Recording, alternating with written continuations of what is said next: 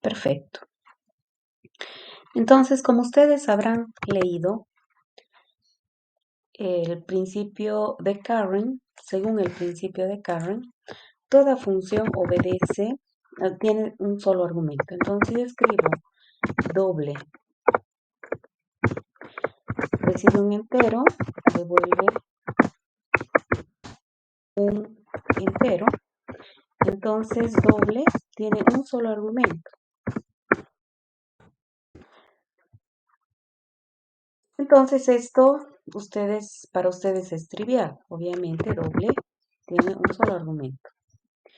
Pero resulta que una función como suma x y y igual x más y también obedece al principio de Carro.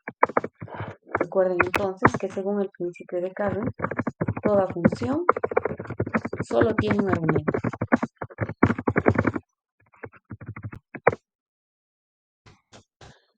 Toda función solo tiene un argumento. Entonces parecería que suma no está obedeciendo al principio, pero sí, en realidad sí obedece. En realidad suma tiene un solo argumento que es x. Por eso es que yo puedo escribir, por eso es que cuando nosotros escribíamos el tipo de suma, decíamos suma, recibe un número, otro número y devuelve otro número.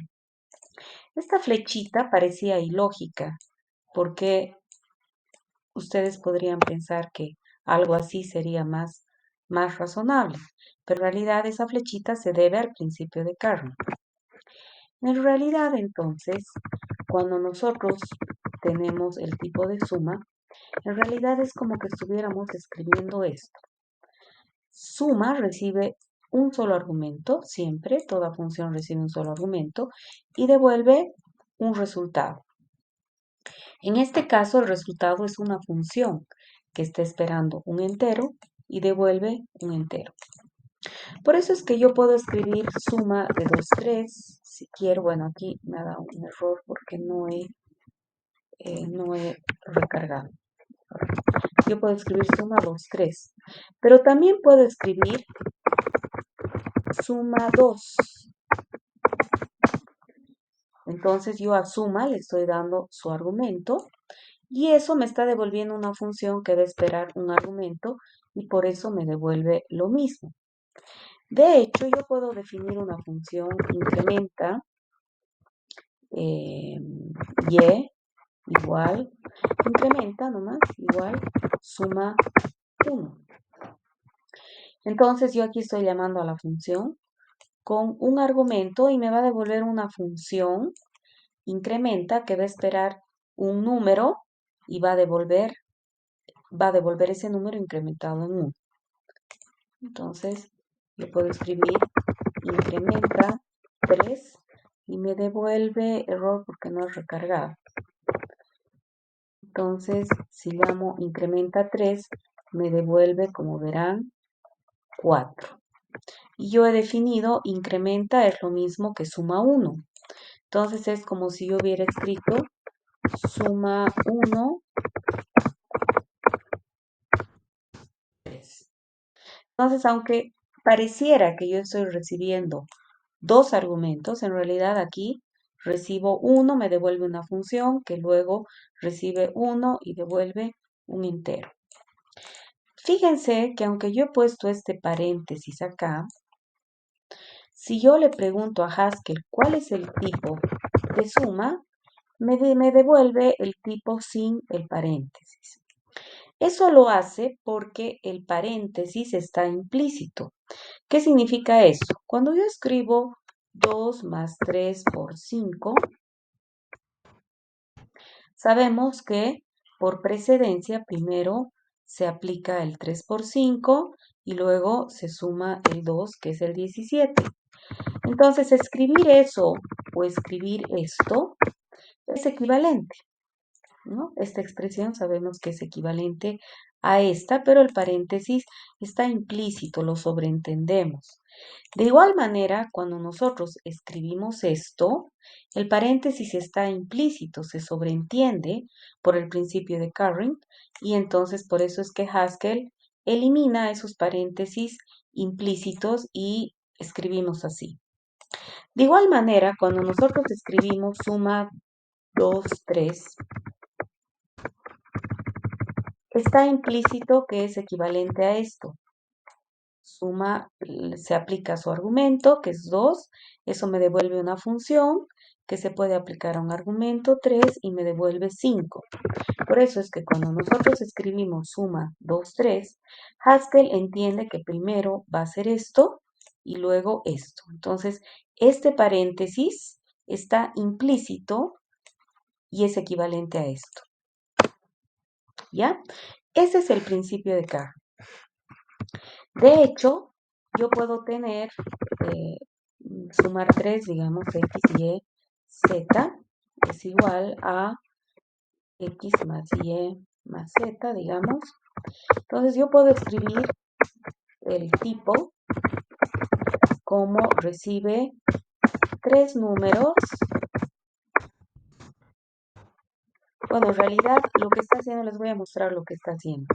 Suma recibe un entero, que vendría a ser este x, y devuelve una función.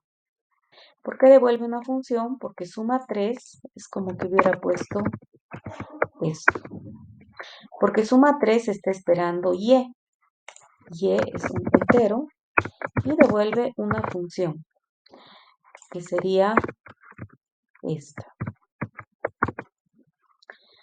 Esa función espera un entero y devuelve un entero.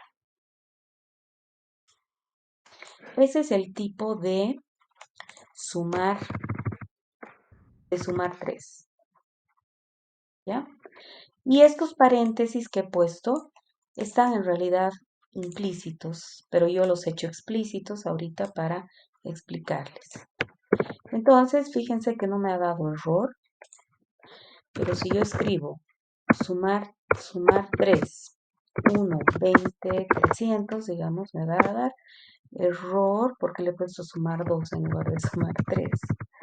Sumar 3 números me da 321. Fíjense que esta expresión, si yo escribo acá, le pregunto cuál es el tipo de sumar 3, me va a eliminar estos paréntesis que están implícitos y me va a devolver el tipo de sumar 3, pero sin los paréntesis.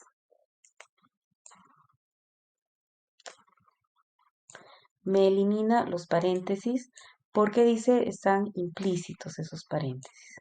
Entonces, aunque yo los ponga, Haskell los elimina porque asume que están ahí, están implícitos. Ese es el principio de Carr.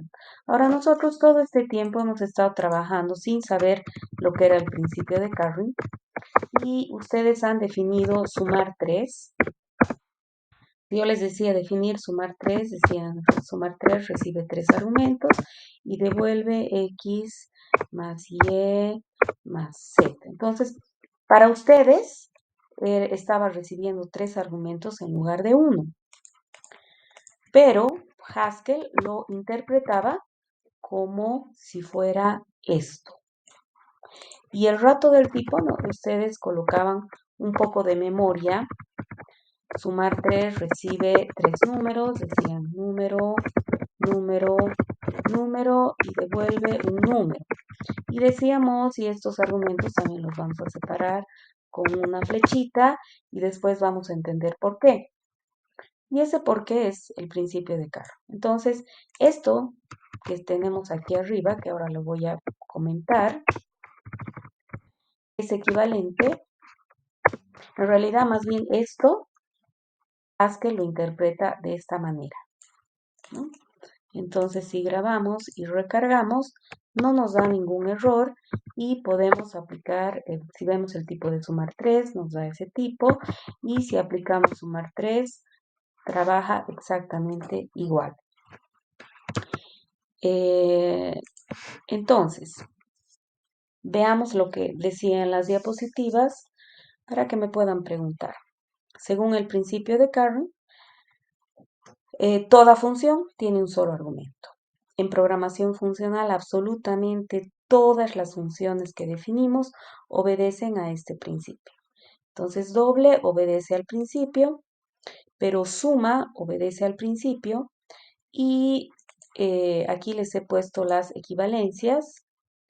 Cuando nosotros escribimos el tipo de suma, Haskell en realidad sabe qué es esto. Este paréntesis rojo está implícito. Y cuando definimos la función, en realidad esta es la definición que se está haciendo. Ese paréntesis se sobreentiende. Cuando definimos suma 3, en realidad Haskell interpreta de esta manera. Y cuando definimos suma 3 en términos de lo que hace, Haskell interpreta de esta manera. Entonces siempre una función tiene un solo argumento. Entonces, en virtud al principio de Carring, nosotros podemos tener este tipo de cosas. Esto para que entiendan, suma recibe un entero y devuelve una función. Entonces estas dos expresiones son equivalentes, ¿cierto? Si lo vemos acá, este x representaría este entero y devuelve una función que está esperando un entero y devuelve un entero. Si definiéramos suma 2 con bueno, es la misma definición en realidad. Suma 2 recibe un entero y devuelve esta función. Entonces yo puedo escribir suma 2 de 10, que es un entero y devuelve un entero. Aquí está la definición de suma 2. No sé por qué no lo he puesto arriba. Aquí está la definición de suma 2. Está recibiendo dos argumentos y devuelve la suma. Y en realidad lo que se interpreta es que suma 2 recibe un entero, devuelve esto. Por eso es que yo puedo escribir, por ejemplo, suma 2, 10 y me devuelve una función que está esperando un entero y devuelve un entero. Puedo aplicar suma 2, 10 a un valor y me va a devolver un entero. No sé si se llega a entender. Fíjense. Sí.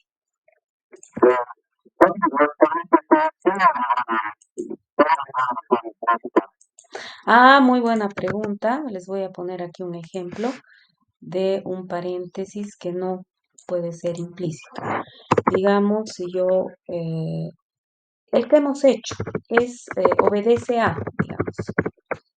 Obedece a recibe una función y tengo esto. Entonces, vamos a escribir el tipo de obedece a. Obedece a recibe una función de tipo, vamos a poner int y bool. Y devuelve recibe luego un entero y devuelve un bool. Aquí el paréntesis no está implícito. Tengo que poner necesariamente el paréntesis. Entonces, si nosotros llamamos a esta función, vamos a recargar. Yo puedo poner obedece a mayor 7.3 y me devuelve error porque mi tipo está mal, perdón. Vamos a poner dos valores acá para que se parezca a lo que hicimos. Entonces aquí int, ya. Aquí nos falta otro int. Ahora sí.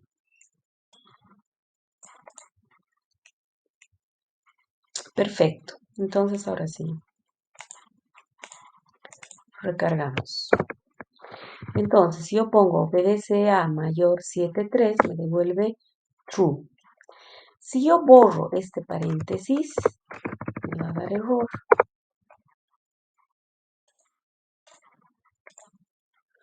No me da error. A ver. Pero va a interpretar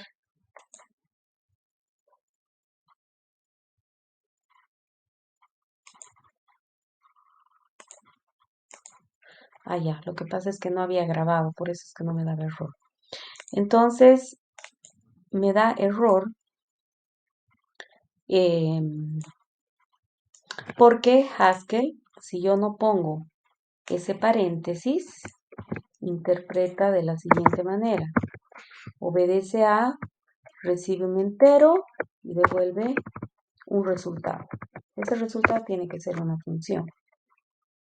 A su vez, esta función recibe un entero, devuelve un resultado. A su vez, esta función recibe un entero, un booleano, devuelve un resultado, que es una función. A su vez, esto recibe un entero y devuelve esto. Esos serían los paréntesis implícitos que asumiría Haskell si yo no borro ese paréntesis, ¿no? Entonces es muy diferente a esto, totalmente diferente, ¿no? Entonces, colocando comentario ahí, este es el tipo que deduce Haskell, que estaría mal, por supuesto, ¿no? Entonces, ¿cuándo tengo que tener paréntesis? Normalmente cuando tengo, ahora ya no hay error, ¿no? Obedece a, funciona bien. Cuando tengo una función, aquí mi argumento es una función, entonces recibe una función. Ahora, esta expresión, en realidad, Haskell la interpreta de la siguiente manera. Haskell dice, obedece a, recibe un argumento y devuelve un resultado, que es todo esto. A su vez, este resultado obedece al principio de Karen, es una función que recibe un entero y devuelve un resultado. A su vez, esta función obedece al principio de Karen, recibe un entero y devuelve un resultado. Entonces, este tipo que estoy poniendo abajo es equivalente a este de arriba. Voy a poner comentario, voy a guardar, vamos a recargar, vemos que no hay error. Y si yo le digo cuál es el tipo de obedece a, me va a eliminar los paréntesis y solo me va a mantener el explícito, que sería este, ¿no?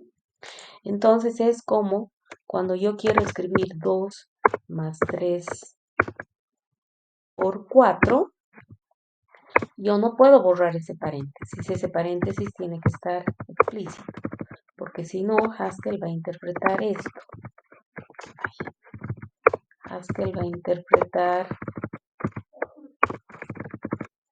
eso, ¿no?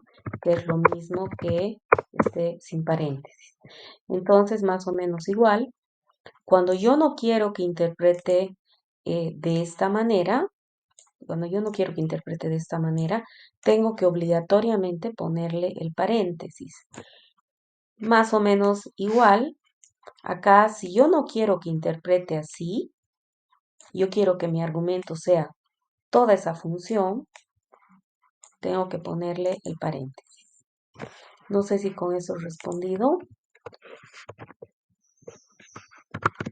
Entonces, cuando mis argumentos son funciones, tengo que poner paréntesis. O cuando mis argumentos son, por ejemplo, cuando trabajo con tuplas, ¿no?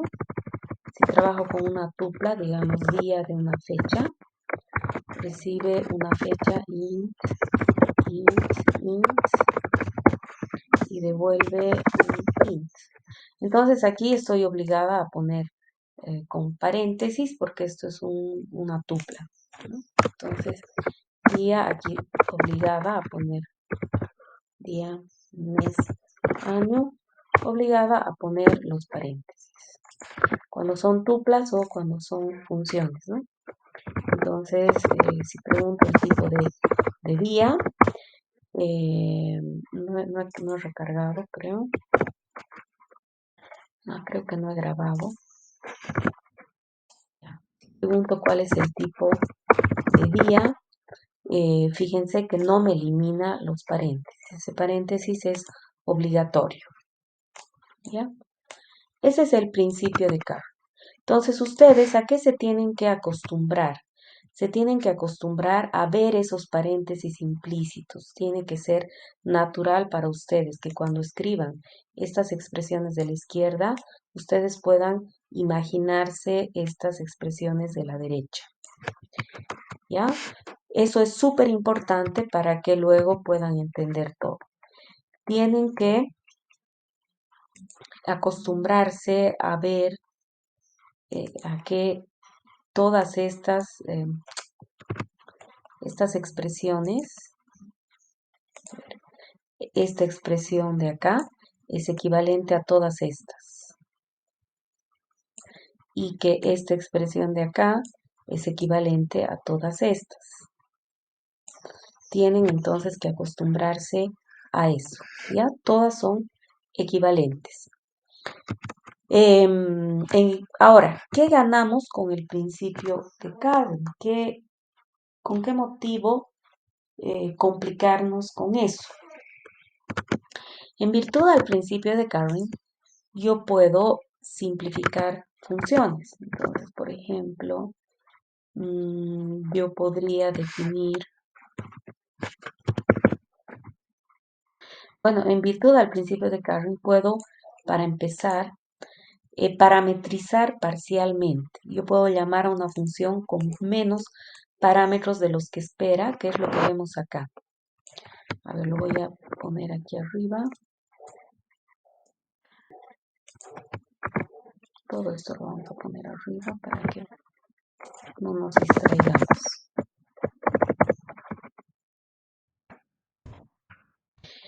Ya, entonces, en virtud al principio de Carnot, yo puedo llamar a una función con solamente un argumento si quiero. Por eso es que la función incrementa trabaja bien. Yo he llamado a suma con un argumento. Y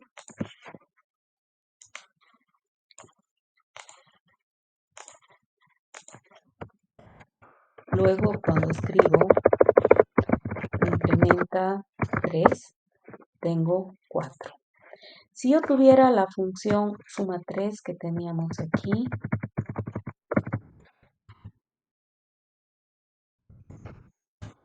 yo puedo llamar a suma 3 si quiero con un argumento, si quiero con los primeros dos, si quiero con los 3. Entonces, por ejemplo, yo puedo definir incrementa en 2 y 3, digamos. Que sea sumar 3. Mejor pondré para que no se rayen. Incrementa en 4, 3. Entonces, incrementa en 4 y 3. Entonces yo llamo a sumar 3. Ay, qué burra, ya no importa. Y mando 4 y 3.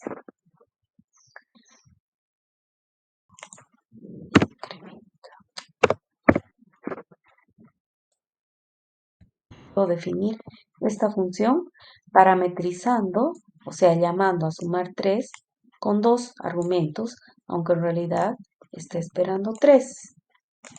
Entonces, recordemos que sumar 3 recibe 3 argumentos, 2, 3, 6, digamos.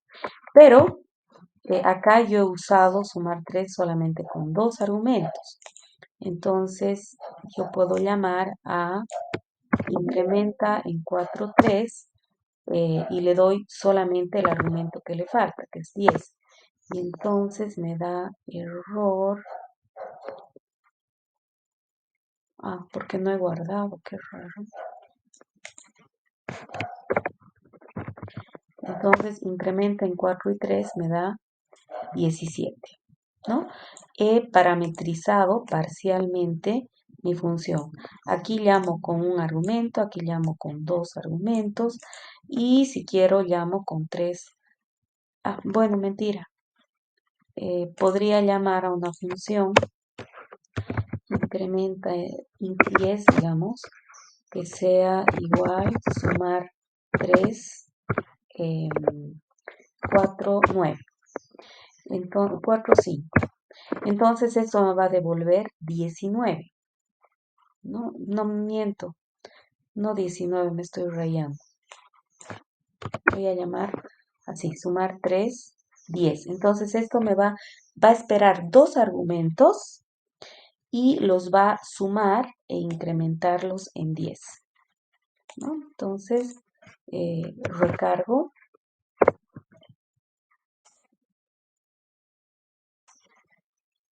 y voy a tener incrementa en 10, 3, 4 y eso me devuelve 17.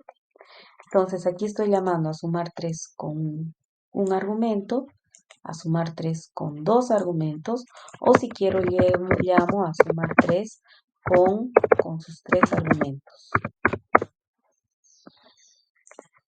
Esa es la ventaja una de las ventajas de del principio de Carroll, que tengo una sola definición, pero varias maneras de llamarla. Puedo llamarla con dos argumentos, con tres argumentos, con un argumento o con sus tres argumentos, de acuerdo a lo que me convenga.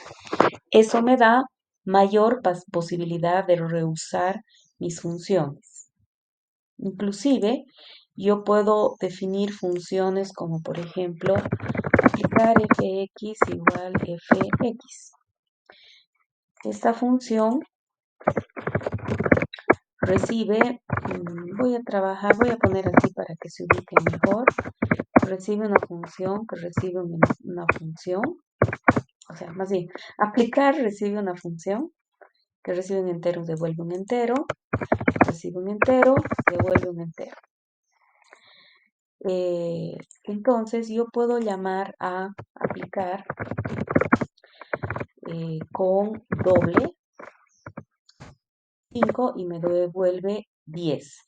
Pero también podría llamar a aplicar con suma 10. Estoy llamando a suma con un argumento.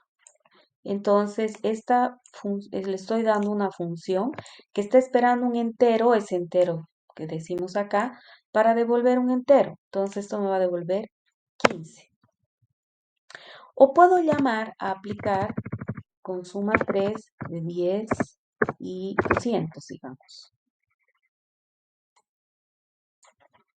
Entonces, yo estoy aquí, mi función es... finalmente obedece a este tipo, es una función que está esperando un entero y devuelve un entero, porque sumar 3 es aplicado a 10, 200, es una función que está esperando un entero y devuelve un entero, obedece exactamente a este tipo, ¿no? Entonces esto me va a devolver 215. Es que es sumar 3, ¿no? No es suma 3. Sumar 3. Me devuelve 215. Entonces, en virtud del principio de Carring, yo puedo reusar más mis funciones. Tengo mayores posibilidades de reuso, ¿no? Aquí estoy llamando con un argumento. Aquí sumar 3 con dos argumentos. No he necesitado definir una función, una nueva función para hacer esto, para tener esta función. Esa es una de las ventajas del principio de Carring. Reuso, ¿no? Reuso. Y la otra ventaja del principio de Carring, hasta ahí no sé si tienen alguna pregunta. Les voy a pasar todo este código para que ustedes hagan sus pruebas. Tienen que acostumbrarse al principio de Carring porque es la base de la programación funcional. Si ustedes no entienden esto, entonces van a tener un montón de dificultades, errores, no van a entender muchas de las funciones que hagamos. ¿Bien? Entonces les voy a copiar después al final. Esa es una de las ventajas de la programación funcional. Y esto lo que les explico acá, que creo que nos entiende mucho mejor cuando vemos vivo, ¿no? En Haskell. Entonces, si yo tengo esta definición con 3 argumentos, yo puedo llamar a esta función con los 3 argumentos, en cuyo caso me devolvería 10, o con 2 argumentos, en cuyo caso me devolvería una función que espera un argumento y le suma 2 y 5, o con un argumento, en cuyo caso me devolvería una función que espera 2 argumentos, lo suma y incrementa el resultado en 2. Por eso es que puedo llamarla a la función de esta manera o de esta manera, y en una sesión entonces podría llamar a inc2 o a inc23 para que me devuelva esos resultados. ¿No? Esto es lo que hemos hecho en vivo, entonces yo creo que viendo el video van a entender mucho mejor esto, ¿no? Entonces, la gran ventaja de la programación, del principio de Carring en la programación funcional, es la parametrización parcial. La otra gran ventaja del principio de Carring es que yo puedo simplificar funciones de la siguiente manera.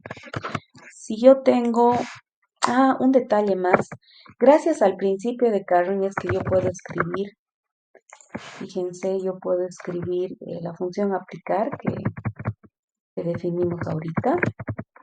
Yo podría escribir aplicar por 10, 5. Esto también se puede hacer en virtud del principio de Carring. Por, en realidad, si vemos el tipo, a ver, vamos a definir una función acá para que se entienda mejor. Por igual, voy a poner así. Y vamos a escribir el tipo de por. Por es una función que recibe 2 enteros y devuelve un entero. Guardamos, recargamos. Y si yo escribo el tipo de por, es el que he puesto ahí. Yo puedo poner 2, 3, me devuelve 6. O puedo escribir, fíjense, puedo escribir cuál es el tipo de por y me da este tipo. Pero le puedo decir cuál es el tipo de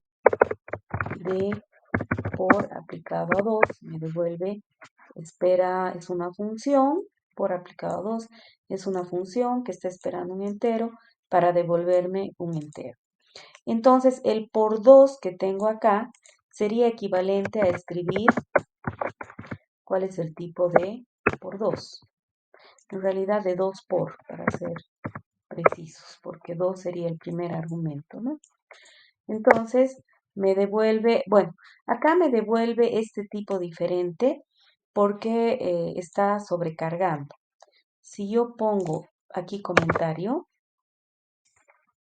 o sea, lo que aquí me está diciendo es, suponiendo que A es cualquier número, entero, real, lo que fuera, esta función recibe un entero y devuelve un entero. Si yo le pongo comentario a esto, justamente me va a dar, si yo le pregunto cuál es el tipo de 2 por 2, me da, no sé por qué me está dando este tipo, por, ya, porque está asumiendo que el 2 es un entero. Ay, no sé este detalle porque al poner así está eliminando la sobrecarga. O sea, si colocamos el tipo de por, me devuelve esto. Si colocamos el tipo, esto significa entonces que, suponiendo que A es cualquier número, entero, int, float, lo que fuera, recibe A y devuelve A. Pero si escribimos el tipo de for, nos devuelve eso por algún motivo. A ver, voy a hacer una pruebita. Si pongo 2.1, 3.4 me debería dar error. Pero si pongo por 2.4, 3.1 funciona perfecto. A ver, lo vamos a dejar de tarea. A ver, traten de investigar por qué cuando hacemos esto, Haskell deja de sobrecargar. Pero bueno, todavía no, que no sea todavía trabajo de investigación. Cuando veamos sobrecarga, vamos a tratar de ver esto, ¿ya? Pero bueno, en general, les decía para que no se rayen, cuando ustedes vean, por ejemplo, esto, hagan de cuenta que, si quieren, olvídense de esto por el momento y asuman que más trabaja es una función que recibe dos números y devuelve un número, ¿ya? Ahora quiero ver si yo pusiera por A,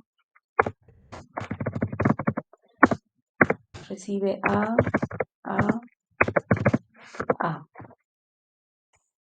Vamos a ver si esto nos hace caso, nos da un error. Ah, es porque no he puesto un espacio aquí.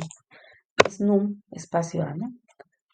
Ya, vamos a ver si nos acepta sobrecargado.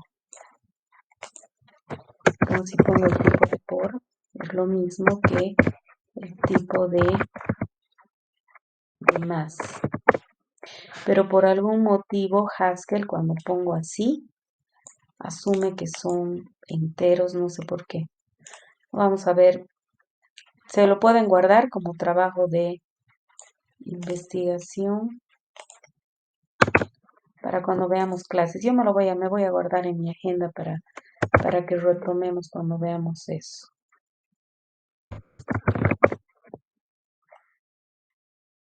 Listo, no sé si hay alguna pregunta. Estoy viendo esto para... Ah, a la Macan. Ah, es que no he guardado. Mm, y ahora es el tipo así.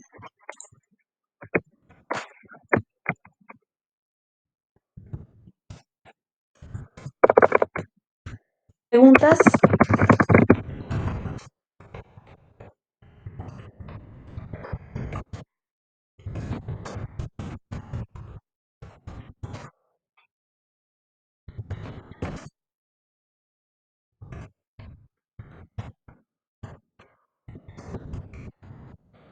¿No hay preguntas?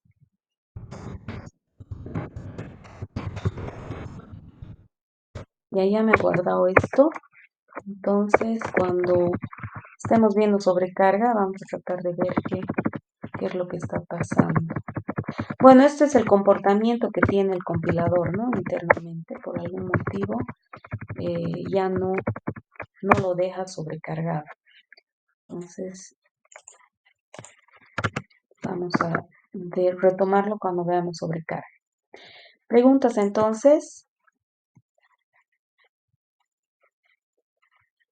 Sumar a, sí, perfecto. Sumar a también podría ser así. Exactamente, Gabriel. Ya, entonces les voy a aumentar puntos a Gabriel.